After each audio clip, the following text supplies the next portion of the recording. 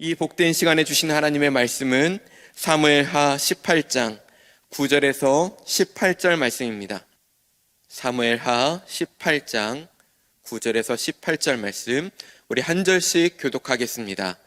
압살롬이 다윗의 부하들과 마주치니라.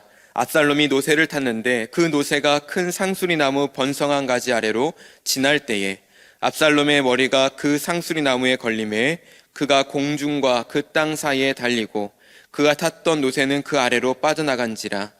한 사람이 보고 요압에게 알려 이르되 내가 보니 압살롬이 상수리 나무에 달렸더이다 하니, 요압이 그 알린 사람에게 이르되 내가 보고 어찌하여 당장에 쳐서 땅에 떨어뜨리지 아니하였느냐. 내가 내게 은 10개와 띠 하나를 주었으리라 하는지라.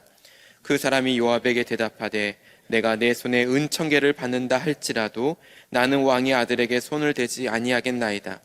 우리가 들었거니와 왕이 당신과 아비새와 이때에게 명령하여 이르기를 삼가 누구든지 젊은 압살롬을 해하지 말라 하셨나이다. 아무 일도 왕 앞에는 숨길 수 없나니 내가 만일 거역하여 그의 생명을 해하였더라면 당신도 나를 대적하였으리이다 하니, 요압이 이르되 나는 너와 같이 지체할 수 없다 하고 손에 작은 창 셋을 가지고 가서 상수리 나무 가운데서 아직 살아있는 압살롬의 심장을 찌르니, 요압의 무기를 든 청년 10명이 압살롬을 에워싸고 쳐 죽이니라. 요압이 나팔을 불어 백성에게 그치게 하니 그들이 이스라엘을 추격하지 아니하고 돌아오니라. 그들이 압살롬을 옮겨다가 숲풀 가운데 큰 구멍에 그를 던지고 그 위에 매우 큰 돌무더기를 쌓으니라. 온 이스라엘 무리가 각기 장막으로 도망하니라. 압살롬이 살았을 때에 자기를 위하여 한 비석을 마련하여 세웠으니 이는 그가 자기 이름을 전할 아들이 내게 없다고 말하였음이더라. 그러므로 자기 이름을 기념하여 그 비석에 이름을 붙였으며 그 비석이 왕의 골짜기에 있고 이제까지 그것을 압살롬의 기념비라 일컫더라. 아멘. 왕의 명령이라는 제목으로 말씀을 나누고자 합니다. 압살롬의 군대가 대패를 하게 되면서 압살롬이 도망을 치게 되죠. 근데 얼마 못 가서 안타깝게도 그의 아름다운 긴 머리카락이 큰 상수리 나무에 엉켜 걸려버리고 맙니다. 압살롬의 머리카락에 대해 성경은 이렇게 기록하고 있습니다. 사무엘하 14장 25, 26절에 온 이스라엘 가운데에서 압살롬같이 아름다움으로 크게 칭찬받은 자가 없었으니 그는 발바닥부터 정수리까지 흠이 없음이라.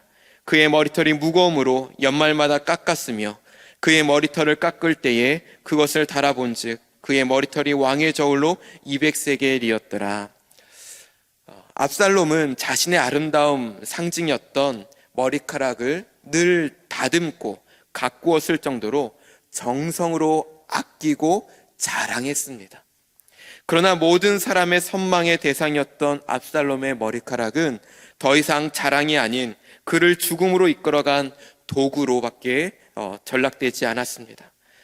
더군다나 10절에 압살롬의 상황을 표현하기를 압살롬이 나무에 달렸다라고 말합니다. 성경에서는 나무에 매달린 사람은 율법에 저주받은 자, 저주를 받은 것이라고 선언할 때 말합니다. 즉 성경은 압살롬의 죽음은 우연한 사고가 아니라 자신의 교만으로 인한 하나님의 심판의 결과처럼 보여주고 있는 것입니다. 하나님을 믿지 않는 사람들은 우연이다, 운이다 라는 말을 참 많이 사용합니다. 왜냐하면 자기에게 일어난 일을 설명할 방법이 없기 때문이죠. 좋은 일이 생기면 운이 좋았다, 우연일 뿐이야. 나쁜 일이 생겨도 운이 안 좋은 거지, 우연일 뿐이야 라고 말하면서 자기에게 당한 일을 설명할 방법이 없기 때문에 운이라고밖에, 운명이라고밖에 설명할 수밖에 없었습니다. 그러나 하나님 안에서 일어난 일은 어떤 것도 운도 우연도 아닙니다. 모든 것이 합력하여 선을 이루시는 하나님의 섭리가 우리의 삶에도 이끌어가고 있는 줄 믿습니다. 그래서 우리의 삶을 나타내는 모든 일들이 하나님의 은혜였음을 고백할 수 있기를 바랍니다. 안 좋은 일을 만나도 하나님께서 우리를 도우실 거야. 믿음의 말과 행동이 하나님의 관점으로 바뀔 수 있기를 바랍니다. 나무에 매달린 압살롬은 심각한 위기에 처한 것이 확실합니다. 예상치 못할 정도로 순식간에 일어난 일이죠. 누군가가 이런 일을 계획하거나 음모를 꾸며 일어난 사건 또한 아닙니다. 압살롬이 나무에 매달려 있는 것은 우연의 결과가 아니라 모든 상황을 다스리시는 공의로우신 하나님의 역사인 줄 믿습니다. 압살롬의 모습처럼 남들에게 자신을 자랑하기 위해 애썼던 것이 오히려 자신의 발목을 잡는 것처럼 보입니다. 세상 사람들은 자신의 학력이나 재력, 심지어는 외모나 몸매를 자랑하기 위해서 부단히 애를 씁니다. 이러한 것들이 왕이신 하나님보다 높아진다면 우리는 결국 교만할 수밖에 없어요.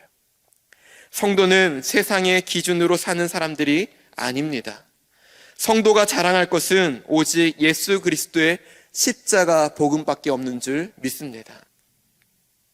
우리의 삶을 통해 나를 구원하시고 나를 인도하시는 하나님만을 자랑하고 영광 올려드리는 저와 여러분들이 되어지기를 소망합니다. 압살롬이 나무에 매달렸다는 소식이 요압에게까지 들려지게 되죠. 소식을 들은 요압은 소식을 전한 병사에게 이렇게 묻고 있습니다. 너가 그를 죽였으면 은 10개를 상금으로 주었을 텐데 왜 그를 그 자리에서 죽이지 않았느냐라는 질문이었어요. 그러나 병사는 생각보다 똑똑했습니다. 아니, 누구의 말이 중요한지 알았던 것이죠. 병사는 요압의 의도를 파악하고선 누구의 말을 들어야 하는지 알고 있었습니다. 왜냐하면 다윗이 말한 것을 그 병사는 기억하고 있었기 때문이에요. 5절 말씀입니다. 왕이 요압과 아비새와 이때에게 명령하여 이르되 나를 위하여 젊은 압살롬을 너그러이 대우하라 하니 왕이 압살롬을 위하여 모든 군 지휘관에게 명령할 때에 백성들이 다 들으니라. 새 지휘관만 들은 것이 아니라 모든 병사와 백성들까지도 다 들었다는 거예요. 다윗이 명령 내릴 때에 이 병사 역시도 들었다는 것을 고백하고 있는 것이죠. 그래서 12절에 이렇게 이야기합니다. 그 사람이 요압에게 대답하되 내가 내 손에 은 1000개를 받는다 할지라도 나는 왕의 아들에게 손을 대지 아니하겠나이다. 우리가 들었거니와 왕이 당신과 아비새와 이때에게 명령하여 이르기를 삼가 누구든지 젊은 압살롬을 해하지 말라 하셨나이다. 삼가 누구든지 젊은 압살롬을 해하지 말라. 이 말을 병사는 기억했을 뿐만 아니라 순종했다는 거예요. 순종했다는 겁니다. 요압이 비록 최고의 장군이었지만 그 앞에서 당당히 왕의 명령을 언급하였습니다.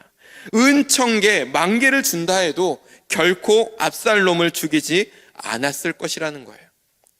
또한 혹여나 압살롬을 죽였다 해도 요압이 왕 앞에서 자기 편을 들어주지 않았을 것이라고 주장합니다. 그는 요압을 정확하게 파악하고 있었던 것이죠. 이 병사는 요압의 명령보다 왕의 명령을 더 중요하게 생각했던 것입니다. 또한 요압의 명령을 따르지 않아 불이익을 당할 수 있었음에도 끝까지 왕의 명령을 따르는 병사의 용기 있는 모습을 우리는 발견할 수 있습니다. 그에 반해 요압은 어떠했습니까? 요압도 병사의 판단을 부인하지는 않았습니다. 왕이 명령한 것에 대해 그도 역시 알고 있었죠. 결국 그도 부인하지는 않았습니다. 그는 너와 시간 낭비할 필요가 없다며 곧장 압살롬이 있는 곳으로 달려나가죠. 그리고 압살롬을 찾은 요압은 왕의 명령을 무시한 채 가차없이 창으로 찔러 그 심장을 찔러 죽입니다. 거기에 더해서 요압의 무기를 들고 다니는 젊은이 10명이 압살롬을 둘러싸고 쳐 죽이기까지 합니다. 요압은 분명 왕의 명령을 병사와 동일하게 들었음에도 불구하고 압살롬을 죽입니다. 왕 앞에서 더욱 가까이 들었기 때문에 더 분명하고 확실하게 들었을 것입니다. 더군다나 병사를 통해서 왕의 명령을 한 번 더 언급해서 들었기에 그는 그 기회를 포기하고 압살롬을 살릴 수도 있었을 거예요. 하지만 그는 그러한 여러 번 언급했음에도 불구하고 압살롬을 죽이고 맙니다. 압살롬을 안 죽일 기회가 여러 번 있었음에도 불구하고 요압은 명령을 따르지 않아요. 요압은 왕의 명령을 따른 병사와 다르게 그는 즉시 압살롬을 죽입니다. 아무리 요압은 평생 사람을 죽이는 일을 해왔고 압살롬은 다윗의 적으로 밖에 보이지 않았을지라도 왕이 명령한 것이라면 어떻게 해야 합니까? 왕이 명령한 것이라면 어떻게 해야 돼요? 왕을 따르는 자라면 지켜야죠. 나무에 걸려 어떤 저항도 할 수 없기에 충분히 안전하게 체포하여 데려올 수도 있었습니다. 더 좋은 결과를 만들 수도 있었겠죠. 그럼에도 자신의 감정과 판단을 절제하지 못하고 왕의 명령을 무시한 채 마음대로 행동하고 맙니다. 사랑하는 여러분, 자신의 판단과 선택, 가치관이 다를지라도 자신이 모시고 있는 왕의 명령이라면 그 어떤 것보다도 왕의 명령을 더 앞서서 행해야 될 줄 믿습니다. 군인에게 있어서 가장 중요한 것은 충성입니다. 충성이 무너지면 와르르 무너지는 것은 순식간이에요. 그럼에도 불구하고 요압은 왕의 명령을 무시하고 압살롬을 충분히 살릴 수 있었음에도 그 자리에서 죽입니다. 자신의 생각에 더 앞섰던 것이죠. 사실 다윗이 쫓길 때에도 그 옆에는 항상 요압이 있었습니다. 밧세바 사건에도 다윗의 요청대로 우리아를 제거해 준 사람이 누구냐면 요압이었어요. 그렇게 다윗과 가장 힘든 시기를 보내며 나라를 세우는 데 큰 공헌을 했던 요압이었지만 결국에는 이런 행동으로 결국 다윗의 아들 솔로몬의 손에 죽임을 당하고 맙니다. 사랑하는 여러분, 우리의 왕은 누구십니까? 우리는 하나님을 왕으로 모신 사람들입니다. 명예도, 자랑도, 돈도, 인기도 우리의 왕이 될 수가 없습니다. 하나님만이 우리의 왕이시며 하나님의 말씀만이 내 삶의 최우선순위가 되어야 합니다. 요압은 늘 다윗 옆에 있었기에 어찌 보면 익숙했을지도 몰라요. 다윗 왕의 말이 요압에게 있어서는 익숙할 수도 있습니다. 그러다 보니 다윗의 명령을 비중 있게 들은 것이 아니라 익숙한 말, 무시해도 될 말처럼 들었을지도 몰라요. 요압이 다윗을 왕이라는 사실을 기억하고 명령에 따랐다면 결과는 분명 달랐을 것입니다. 우리도 왕이신 나의 하나님의 말씀을 익숙한 말씀 중에 하나로 듣고 있지는 않습니까? 우리가 매 시간 하나님의 말씀을 왕의 명령으로 받아들인다면 우리의 삶의 결과는 분명 달라질 것입니다. 오늘 우리에게 주신 하나님의 말씀을 마음에 새겨 익숙함으로 말씀을 차선으로 미루는 삶이 아니라 왕의 말씀을 최우선순위로 두어 살아가는 저와 여러분들이 되어지기를 소망합니다. 기도하겠습니다. 사랑의 주님, 우리에게 매번 들려지는 하나님의 말씀, 또한 읽고 묵상하는 하나님의 말씀이 익숙함으로 흘려듣는 말씀이 되지 않고 정말 왕의 명령으로 우리가 그 말씀을 듣게 하여 주옵소서.